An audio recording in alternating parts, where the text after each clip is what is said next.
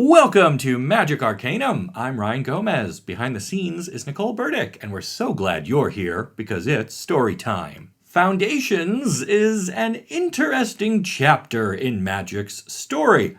Not because it has any story chapters of its own, but because of what it means to the game and its future. Since there is no narrative to recap for this one, I thought instead we could look at what the set tells us about where Magic came from and where it is going through the lens of its 5 Planeswalker cards. But first, you need to establish the foundation of your own wardrobe with a little help from our sponsor, Into the AM. Enjoy up to 60% off from November 13th until December 8th this year. That's a huge window to grab your favorite Into the AM products for yourself or for the special witch or wizard in your life. There are so many cool graphic tees to choose from, but they've got outerwear and your basics covered too. Like I said, Into the AM should be the foundation of your whole look.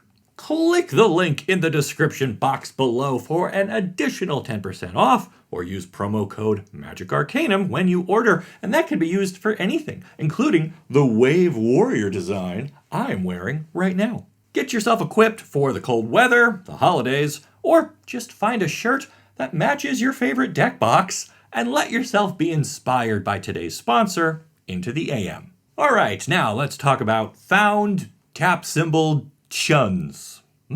This set is unique because it is designed to be a part of Standard for the next 5 years, or possibly even longer. Wizards of the Coast is leaving the door open on that, which tells me they are hopeful that this product both supports the needs of the format and is a success among players. And honestly, that is a lot to ask. Foundations has to supply core cards that will literally be foundational to many decks over the next 5 years, but they can't be boring and they can't be entirely flavorless because they have to be fun to use in addition to being functional. So the thing I want to look at today are the set's 5 Planeswalkers because they are used in a lot of the promotional materials, they're generally exciting to open in packs, and they reveal the key themes we can expect, not just from the rest of Foundations, but likely from other sets that will be released over the next 5 years.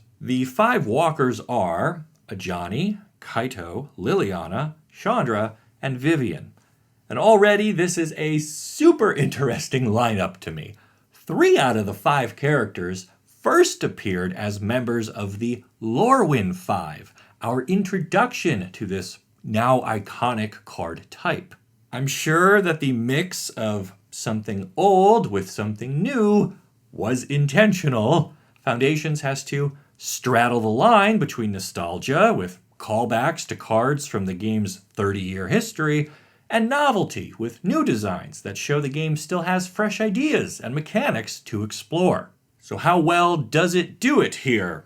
Well, we can start with Ajani, who is actually a reprint of his M13 card, a core set Planeswalker if there ever was one. He's one of the cheaper Planeswalkers in Foundations too, coming in at 3 mana, which gets you 4 starting loyalty. His +1 ability puts a +1/+1 counter on up to 1 target creature, and his -3 can give a creature flying and double strike until the end of the turn. Finally, his ultimate asks for 8 loyalty, and he gives you X 2/2 cat tokens, where X is your life total. To be honest, this design feels incredibly dated at this point. Let me show you what I mean. Basri Ket was another white 3-mana core set Planeswalker who also gave out a +1/+1 counter, but he made the receiving creature indestructible for the rest of the turn too.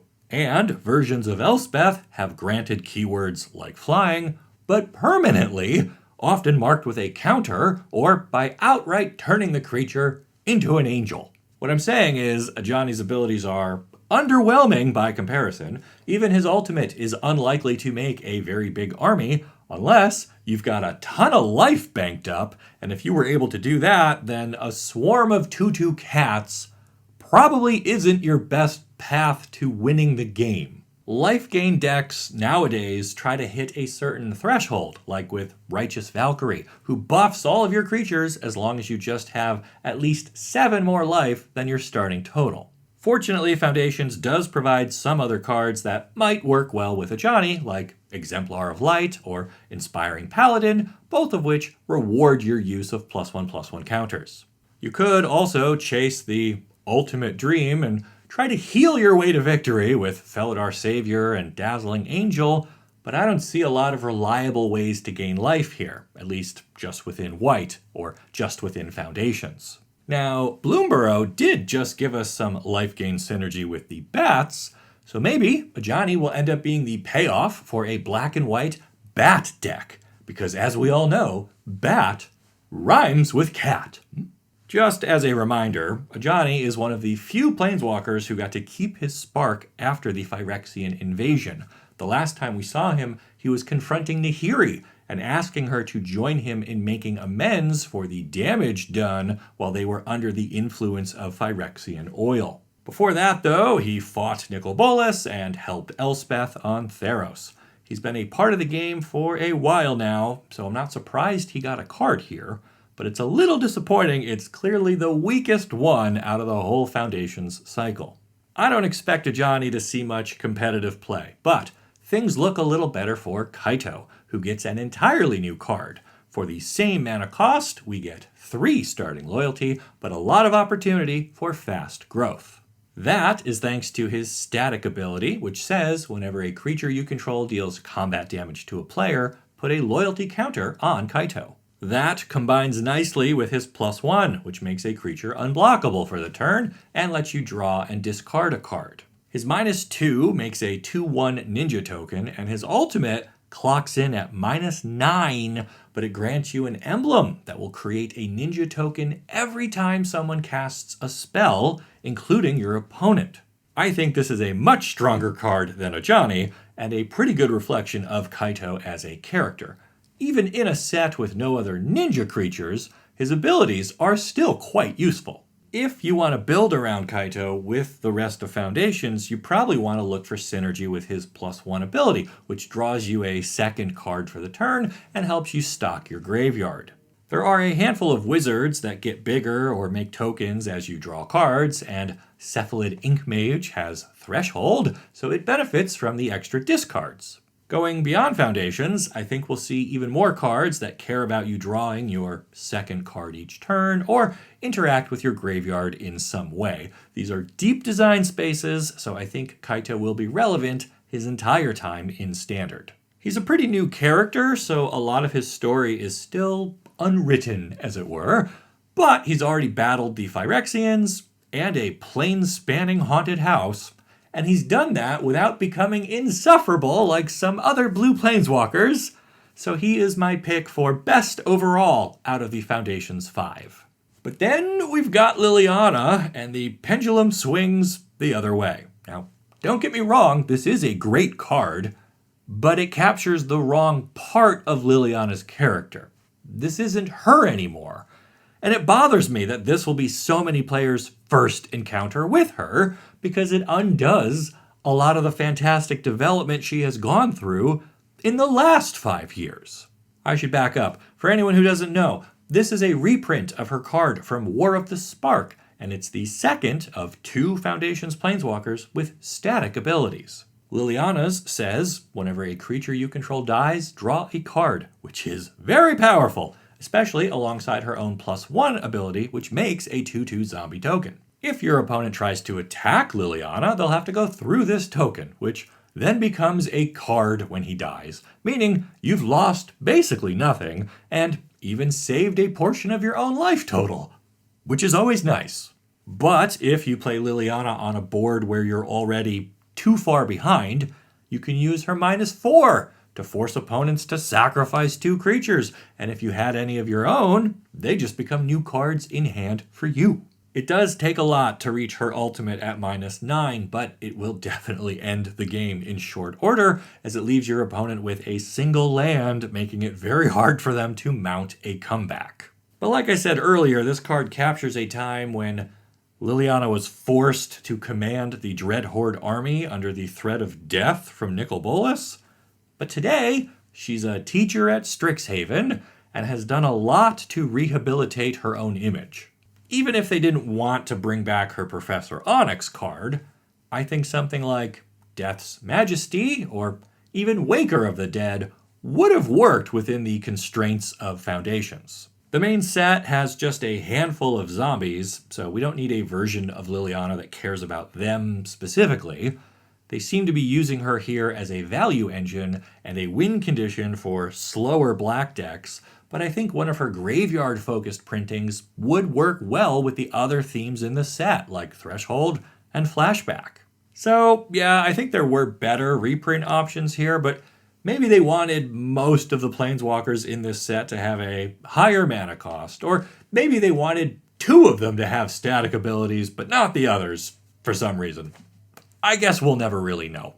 I am also confused by the new Chandra card coming in at a whopping 7 mana, which puts her firmly into the realm of Commander, because no serious red deck can even count that high, right? Every red player just reached for the unsubscribe button. For 7 mana, you get 6 starting loyalty and a +2 that gives you 3 mana and a chance at casting one of the top 3 cards of your library. She also has a +1 that makes a hasty token copy of a creature you control, but it only lives until the end of the turn, and she has a -4 that deals an impressive 8 damage, divided as you like among creatures and other planeswalkers. Shandra might be one of the most difficult characters to design planeswalker cards for.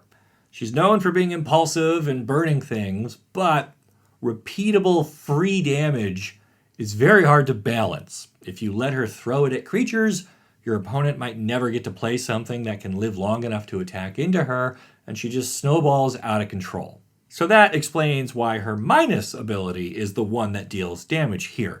You can use it to take control of the board, but you can't use it on back-to-back turns, so your opponent will have a window for counterplay. My favorite Chandra card was Fire Artisan, oddly enough from War of the Spark, because it was threatening without being oppressive, right? If you poked her, she would burn you back, but if you left her alone, she would eventually build up a huge burst of damage anyway. So you always felt like the clock was ticking, which is how playing against a red planeswalker should feel. And that leaves me scratching my bald head here when I look at the Foundations Chandra, because I don't know what we're supposed to do with her. 7 mana is a lot. And the set doesn't have much in the way of rocks or rituals to get us there ahead of schedule. I mean, you could bring in some green for your ramping needs, or maybe stall for time with white's life gain or something, but it would still hurt a lot to cast this and just see it get hit with a negate. You know, it's also odd to me that this Chandra makes token copies of creatures you already control, when previous ones created elementals outright. So out of the Foundations 5, she seems to need the most help, either from other cards or from other colors. Presently, Chandra is traveling the multiverse alongside Nissa in the hopes of finding a way to restore Nissa's spark. Teasers for the upcoming set Aether Drift have revealed Chandra enters an Omen Path gated race that might offer such a prize. So we will probably get another version of her there, and I bet it won't be 7 mana. Lastly, we have Vivien Reed, a reprint of her debut M19 card, which is perfectly fine. 5 mana gets us 5 loyalty, and her +1 gets you a land or creature from among the top 4 cards of your library. For -3, she can destroy an artifact, enchantment, or creature with flying, and her ultimate at -8 gives you an emblem that seriously buffs your creatures for the rest of the game. I think this one hits a really sweet spot. Green is often ahead on mana anyway, so her cost is fine, and her built-in ability to answer artifacts, enchantments, and flyers is a core part of Green's identity. And it works with her character design, thanks to carrying the arc bow. And since every deck, or at least every green one, is gonna have lands and creatures in it, she works with almost every other card in the set, and doesn't ask you to do anything fancy while drafting. She's just a nice solid card that I would be happy to pick early while keeping my options open. Vivien is similar to Kaito in that she will probably integrate well with many decks in the future, which is exactly what I'm looking for in these Foundations Planeswalkers. As for why they picked her, well, I have some theories on that. We haven't heard from Garrick in a long time, and maybe Wizards is just hoping we forget about him entirely, but we also recently lost Ren, and Nissa and Tyvar are without a spark, so Vivien is basically our only mono-green planeswalker at the moment. She is the last survivor of a destroyed plane called Scala, and effectively has no home.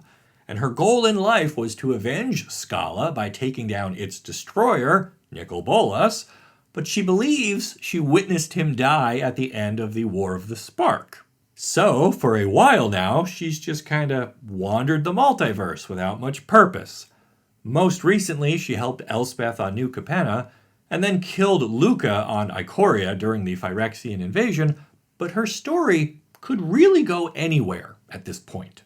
If Bolas escapes the prison realm, maybe she gets to renew her hunt for the Elder Dragon. Until then, she appears in some of the best flavor text across the set, so be on the lookout for that. Collectively, the Planeswalkers of Foundations are kind of all over the place.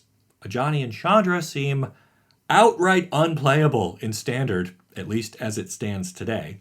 Vivien may find a home once Nissa rotates, and Liliana and Kaito will probably be good to go on day one. But the set does contain more than just these 5 cards, and more than just Planeswalkers, so I wanted to take a moment to discuss one other mythic rare, Sire of Seven Deaths. Sire of Seven Deaths, oh boy. Okay, listen, Wizards needs to decide what is going on with the Eldrazi.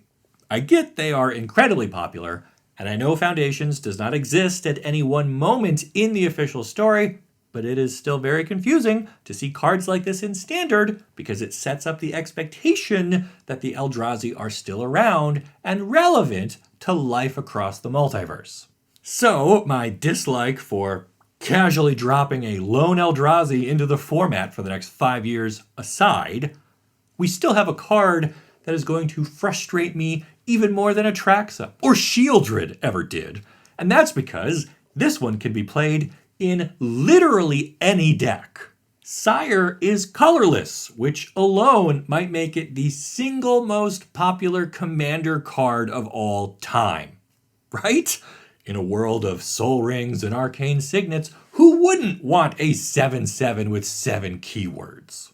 And if you think it's too expensive for Standard, consider Foundations also gave us Zombify, and we've already got Rite of the Moth, along with Live or Die, and Emerge from the Cocoon. Toss in a turn 2 Collector's Vault to strategically discard your Sire and make a treasure, and even a mono-white deck has this thing out on turn 4. And remember, it has a ward cost of 7 life, so even if it never gets to attack, it's still going to hurt you. I know games need a way to end. I know big creatures are fun. I know reanimation does require you to go through some hoops, and it feels great when you pull it off, and it can be disrupted by graveyard interaction. I know all of that. But I still think Sire of Seven Deaths is going to be everywhere for the next 5 years, and it's going to be super annoying to answer thanks to that ward cost, and it obliterates all respect for the color pie, so I am not looking forward to having to deal with it.